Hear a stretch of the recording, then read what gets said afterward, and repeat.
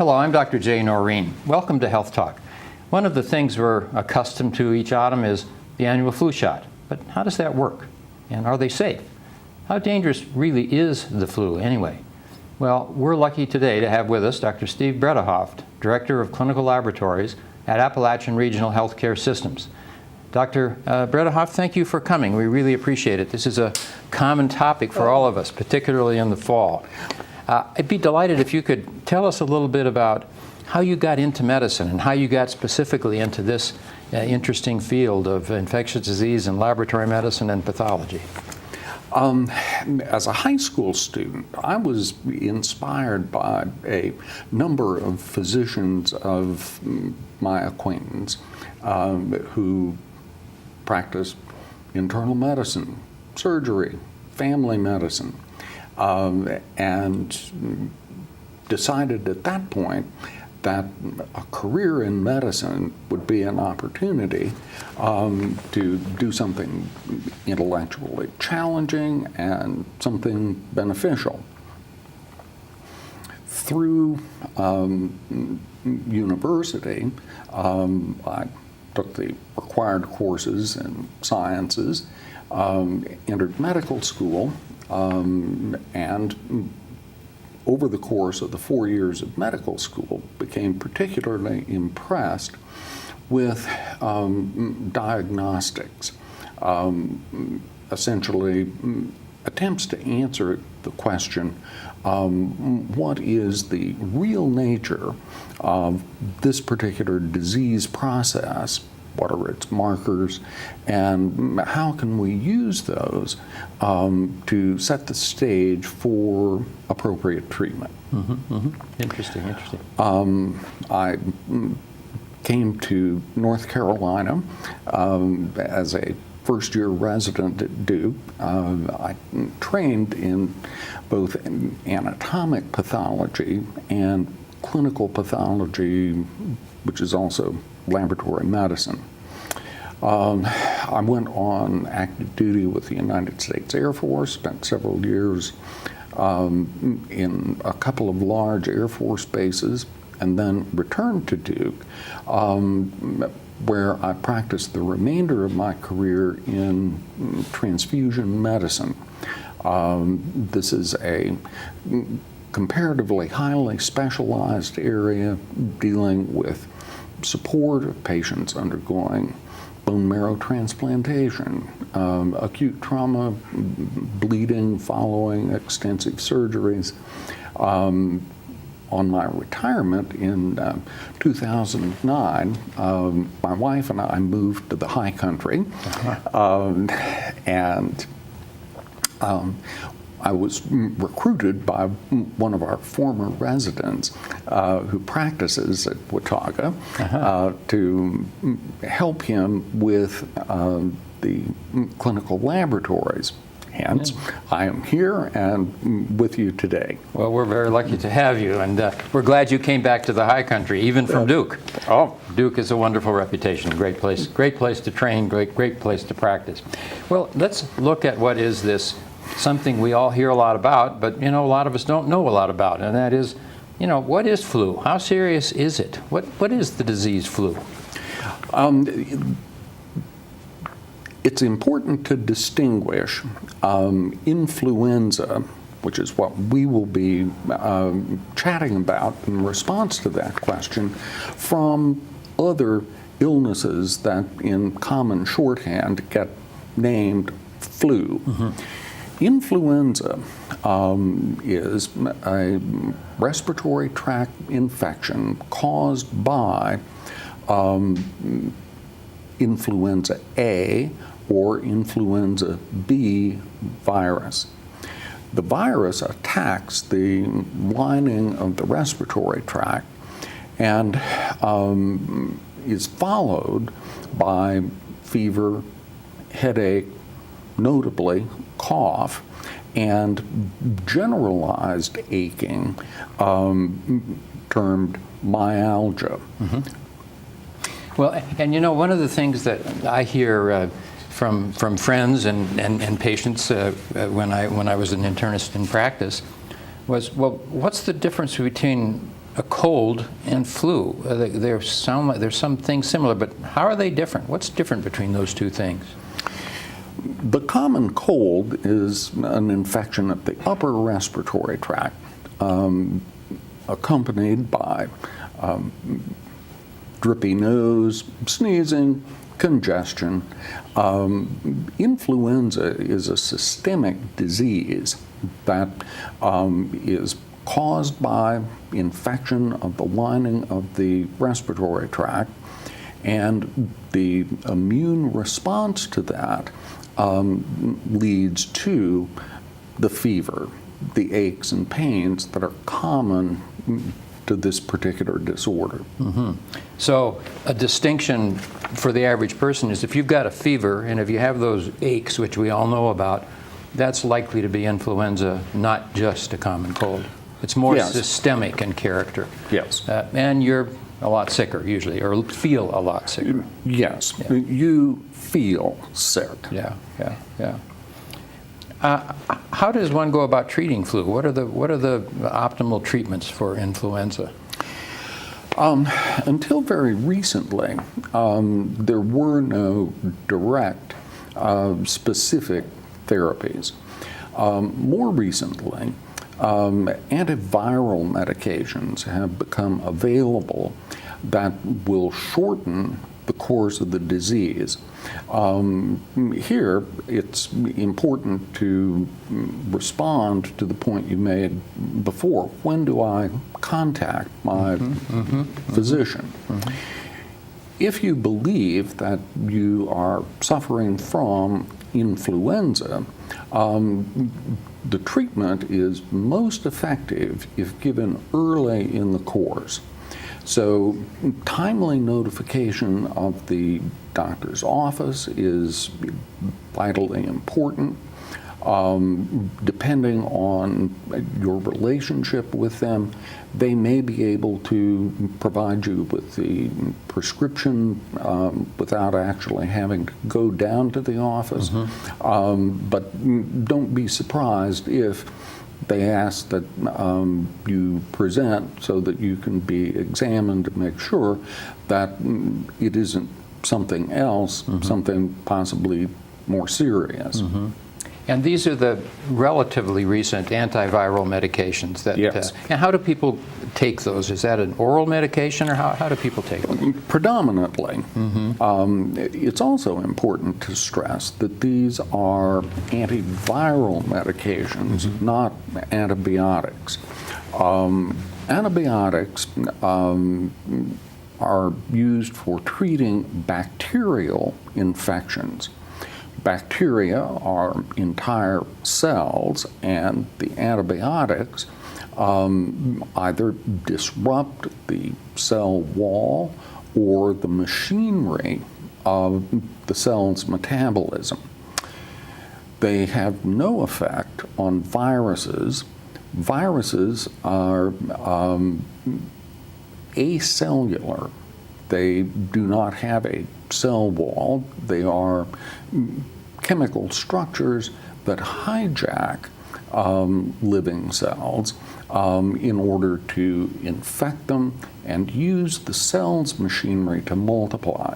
Well, this is really interesting because I think a lot of people don't realize that antibiotics don't work against the flu or viral disease, and you've just explained that there is an actual mechanical or chemical or biomedical characteristic of a virus versus a bacteria that makes the difference. So that's the explanation. But I think the importance of people understanding that antibiotics are not effective against viruses, and influenza is a viral disease, as is the common cold, is an important message, because it wasn't uncommon in my experience or other, particularly primary care physicians, to have a patient come in with the flu and say, gee, would you give me an antibiotic?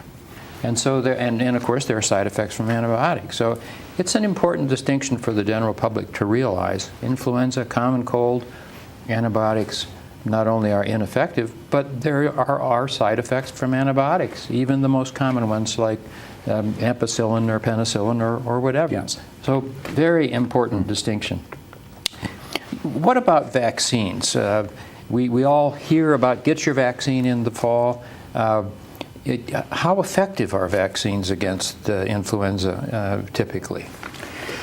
That is a superb question, and it's a question that's very difficult to answer with certainty for any given year, for any given individual.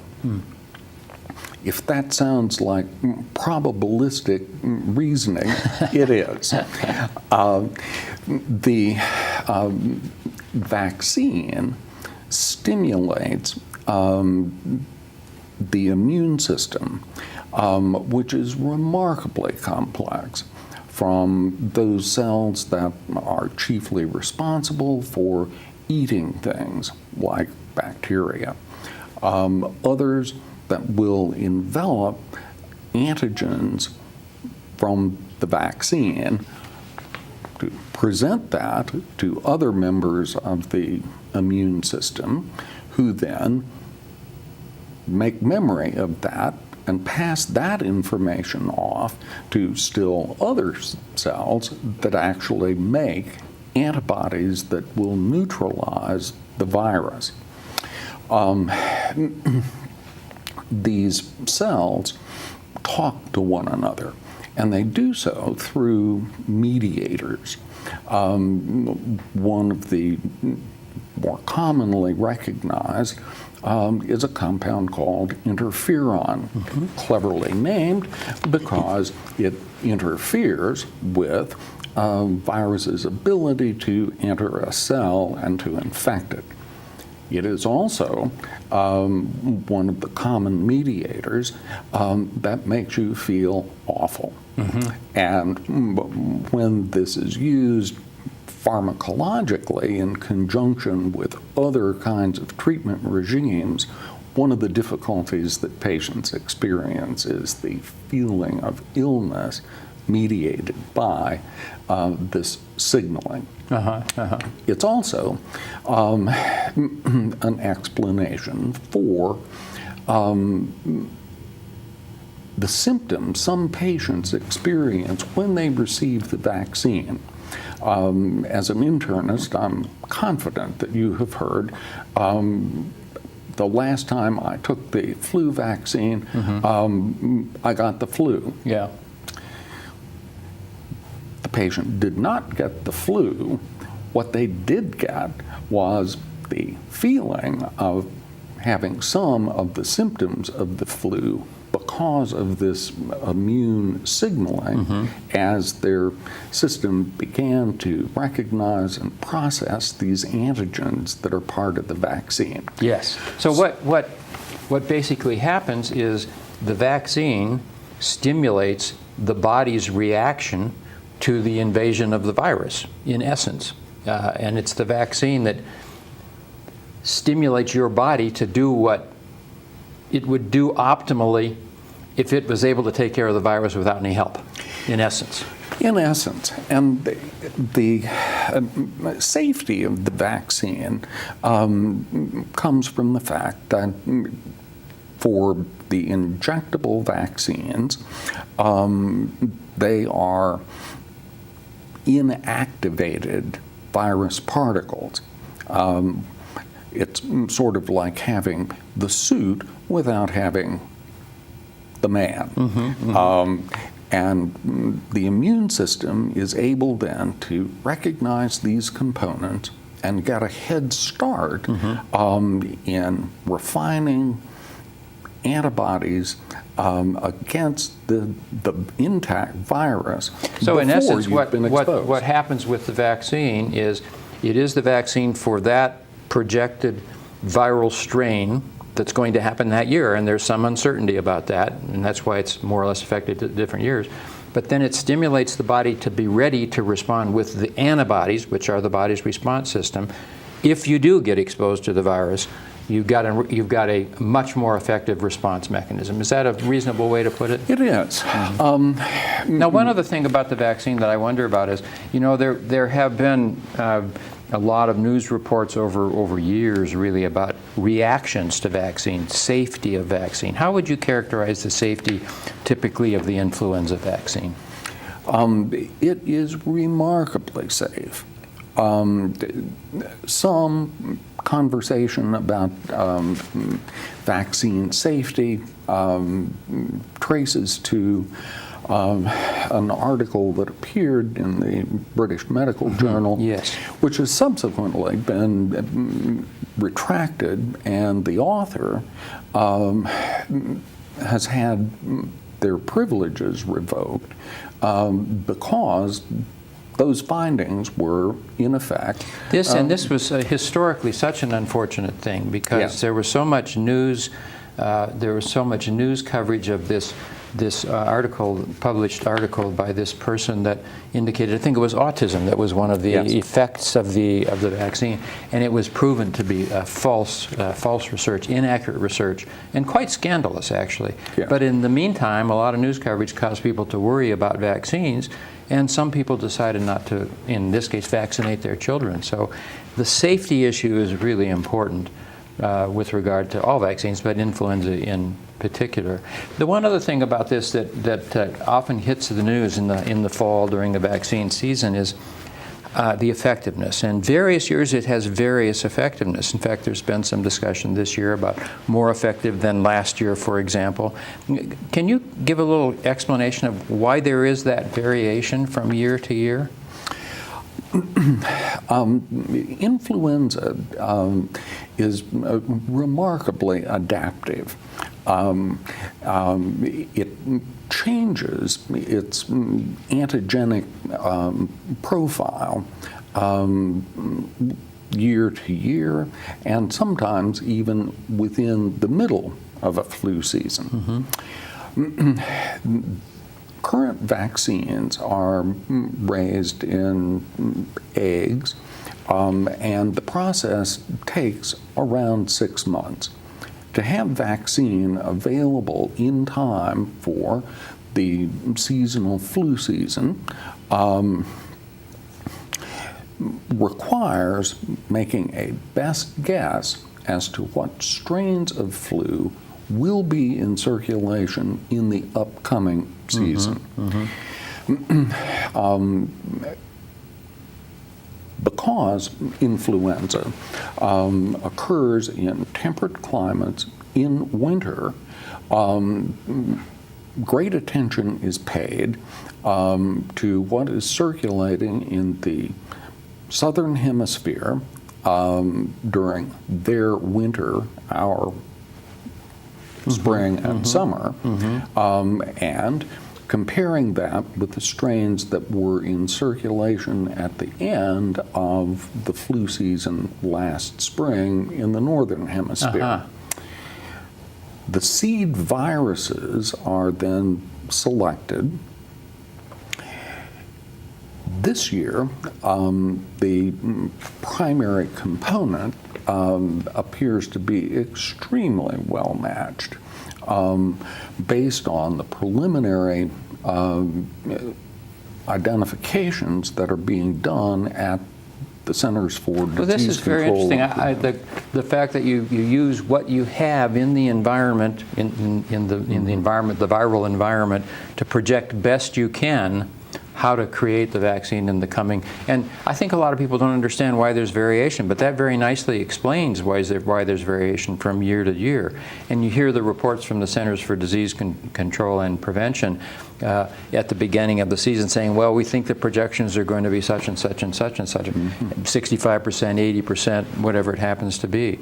And I think a lot of people have always wondered, why is that? But that explains it very, very nicely. One other question I have is, who really should get the vaccine? Is it for everybody? Is there an age range? Are there certain risk groups that should be particularly careful to get it? What's the story on that? The Advisory Committee for Immunization Practice, ACIP, reviews the evidence for all vaccines, including childhood vaccines, influenza, and other vaccines, and formulates its recommendations based on the available scientific evidence. In 2010, the ACIP recommended universal vaccination for all individuals 6 months and older. 6 months and older, but not younger than 6 months. Not younger than 6 months, but 6 months and older. Particular populations historically do poorly in aggressive flu seasons.